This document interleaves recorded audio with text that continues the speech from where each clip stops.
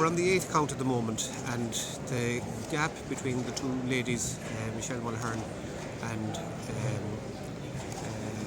Lisa Chambers, looks to be about 250 votes at this stage. It's getting a little tighter and a little wider as we go on, but certainly they're going to be in the race for the last seat.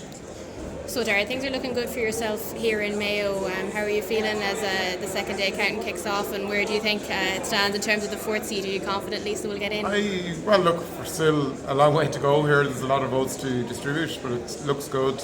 I'm very grateful for all the votes that I got, and very grateful to everybody who worked on my behalf. I think our views haven't changed here since last night. The transfers to come geographically and politically would be more friendly towards an anti-government candidate. Here in Mayo, we're in with a fighting chance of taking the third seat. Obviously, we have Andy Kenny elected. Michael Reen is 1,469 votes short of the quota.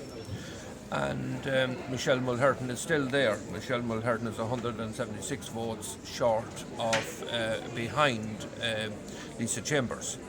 So obviously it's down to transfers.